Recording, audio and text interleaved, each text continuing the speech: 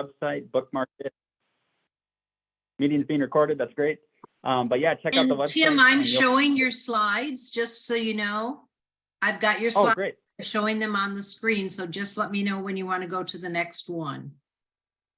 Yeah, I suppose you could go to the slide with all of the people on it with the state of Minnesota. Got it.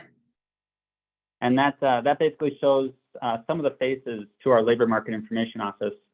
And you can put, my face to my name there too. That picture is like 12 years old, but I pretty much look the same. But yeah, you can see those that I work with, the labor market analysts.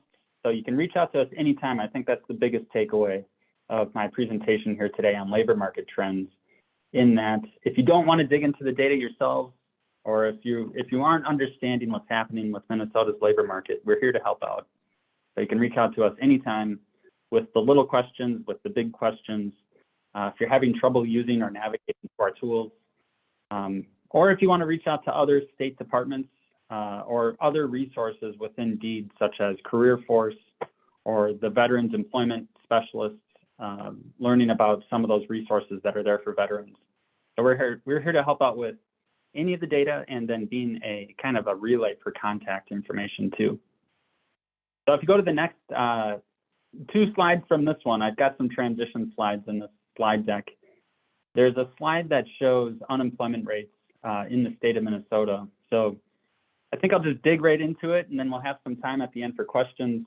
Definitely give me like hey, you've got like 2 minutes left or something like that. But I think I'll try to just summarize a lot of the trends so we can have more time for questions. But if we're looking at, this slide, if you're seeing it here with the counties and the regions of Minnesota by unemployment, you'll be able to see that if you're looking at those specific numbers, unemployment is very low across the state of Minnesota. Even within those counties and regions that are red there, you'll see if you're looking at those specifics, the numbers are actually fairly low, even in those, between like 6 and 8%. But across most of Minnesota, you're still seeing some 1s and 2s and 3s and 4s for unemployment rates. Overall, the unemployment rate's at 2.8%. And this is equivalent. I think this is the important part about unemployment, where that does represent about 88,000 unemployed Minnesotans that are actively looking for work. So it's important to realize with labor market data, I believe that, we've got a lot of statistics and just numbers that are kind of static. And what do they mean? A lot of them essentially mean people and businesses and just jobs across the state. So in this case, 2.8% is equivalent to 88,000 Minnesotans that are actively looking for work. And this is a little bit above the lowest that we saw in the spring and summer months of 2022. So we are starting to see unemployment tick up a little bit over 2023. And then at the same time, if you go to 2 slides from now, so you'll see, if you're skipping over some slides here, you'll see a slide that looks at the overall trend of unemployment. You'll see this black line showing unemployment going from the height of over 11% during COVID to 2.8% in April and May. And then if you go to the next slide, I'm sure it's tough to figure out what slide I'm on, but there's a slide that shows a blue line and an orange line looking at labor force size and labor force participation rate trends. And so along with unemployment, we're also keeping a really close eye on labor force size across the state of Minnesota and labor force participation rates. And we're essentially seeing where we have about 41,000 less Minnesotans in the labor force today than there were pre-COVID. So if I was to summarize everything I've said so far, we have really low unemployment. Although you can dig into that number. If you're looking at alternative measures, you can see, for instance, discouraged workers, marginally attached workers, part-time underemployed. So the unemployment rate is going to be a little bit higher if you include those measurements, as well as if you're looking into different demographics, race and ethnicity, disability status, educational attainment status.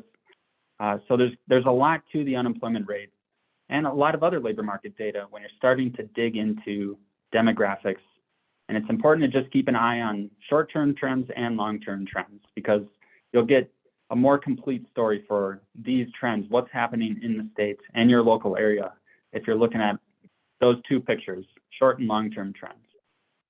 But then the labor force participation rate, that's essentially looking at how many Minnesotans are either employed or looking for work, unemployed and looking for work over the total civilian, non-institutionalized population, 16 years of age and older. So there's a lot of definitions that you can look into with labor market data, but we're seeing a slight drop in labor force participation rates.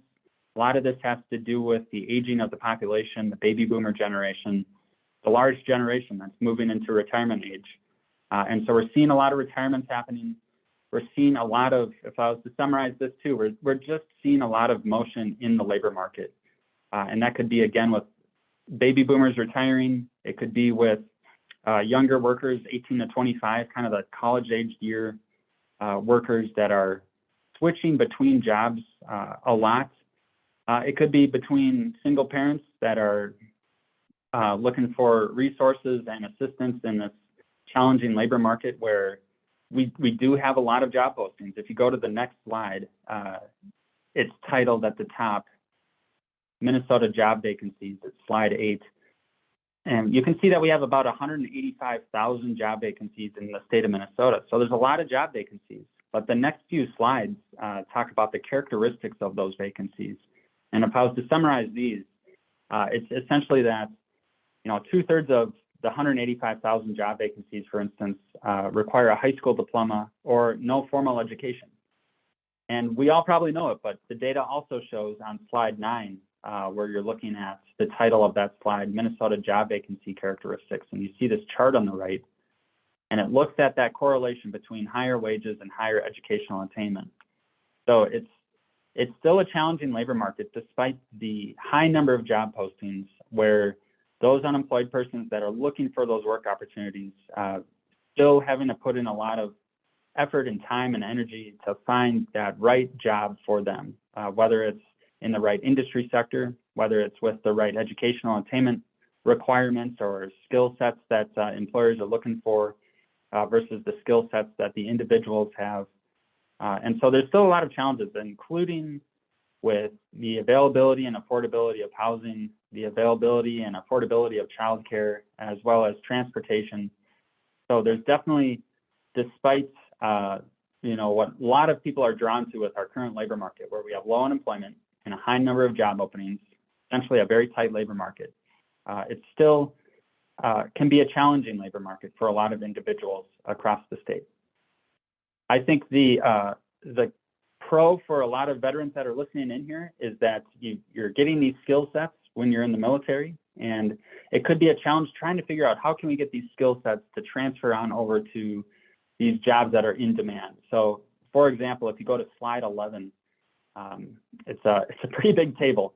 It's titled Hiring Demand in Minnesota. So we have this occupations in demand tool where you can take all this labor market data that I've been talking about and extra data too, like unemployment insurance statistics and occupational employment and wage statistics, which we have data on specific wages or specific jobs, as well as this job vacancy survey data I've been talking about. We can combine that data. We combine that data and we create this occupations in demand list. So if you're a veteran or if you're any other career seeker out there in the state, you can take a look at this statewide or local data on occupations in demand, and you can just get a better idea of what are those jobs that are in demand. What kind of education do I need? You can look into other characteristics like what do these jobs pay? And I think that's a great first tool to start looking into if you're looking into what kind of job can I go for? What are the career pathways beyond what we've been talking about so far, just general labor market trends across the state. So I did put a kind of a funky mix of, I was doing a presentation earlier, I kind of used that slide for this, but you'll see some funky mix of healthcare, manufacturing, agriculture, as well as, what else is in there? As well as information technology. But there's definitely a lot of other occupations and other industries that are in demand as well, whether it's in transportation and warehousing, whether it's in construction, retail trade, food services. So if you're a veteran and if you're looking for these specific types of jobs that are in demand, yeah, I would suggest checking out DEED's website. You can reach out to the veteran employment reps. You can reach out to career force services. There's the career force locations throughout the state, and then there's the interactive and virtual services. If you go to careerforcemn.com, and then you can go to the Deed labor market tools and resources, like we've had a little teaser of today with my narrative of talking about labor market trends, as well as looking into some of the specific data around hiring demand and wages. But I think, yeah, if you're stuck, if you're running into roadblocks of what can I do with the skill sets that I've got, what are those jobs that are in demand? Yeah, maybe check out some of this data that we've got. It could help you with those decisions, making better, more informed, guided decisions based off the data, if you're so inclined to check out that kind of information. I will say, kind of with some closing remarks, there's a lot of slides here. I can summarize those. You won't have to figure out what slide I'm on. I'll just summarize them, and then feel free to pass those slides out to everybody listening in here today. And feel free to reach out to me. I've got my contact information on that slide deck. But yeah, feel free to reach out to the regional labor market analyst, myself, if you want to learn anything more about how to use Deed labor market tools to understand the story of labor market trends in Minnesota or your local area. It'd actually be surprising to see how different things are in the metro versus greater Minnesota, and zooming in even further, how different things can be, like from Anoka County to Dakota County to Washington County, Hennepin and Ramsey, Scott and Carver counties. So each local area has its own unique story, its own unique industries that are prevalent there. Then you can zoom in on occupational staffing patterns. You can look at the wages, the projections, the hiring demand, the education and skill sets that employers are looking for. So you can look into all this data. And then I think I'll kind of end with, before I summarize the rest of the slides, there's a lot of cool alternative pathways to get into these different types of industries, all the different types of industries, including, so I mentioned apprenticeships. I was doing a presentation this morning with the Department of Labor and Industry, their dual pipeline trainings and their apprenticeship programs. And so that's an example of that earn while you learn philosophy, where it's just a really cool way to discover new jobs and new ways of finding work in the States, something that might be worth looking into. And it's a great thing also for the other side of the coin, employers, when we do have really low unemployment, looking at more adaptable, fast-paced ways of finding workers out there. So the rest of the slides, though, I'll kind of summarize them up. We've got data on wages. We have data on wages, breaking it down by education. I mentioned before that there's a high correlation between higher education and wages, but it's also important to know that almost as important, if not more important, it's not only the award level that you've got, but the background that you've got and the field that you're looking to get into with these different industries and jobs.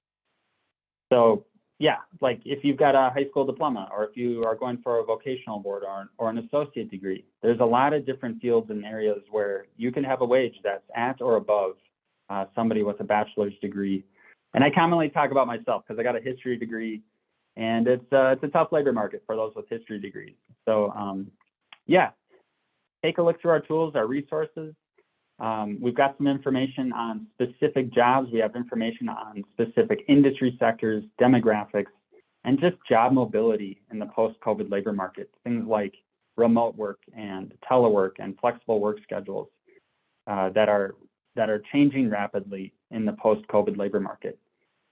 So the last few slides, again, contact information and URLs, websites where you can discover more and reach out to me if you have any questions, because I know there's going to be a lot of questions. Just we went through this kind of fast and furious, and you're just hearing my voice. It is easier to kind of understand labor market trends when you're seeing the visuals. So take a look through those slides, take a look through our website and our tools, and definitely reach out if you have any questions. Speaking of questions, are there any questions?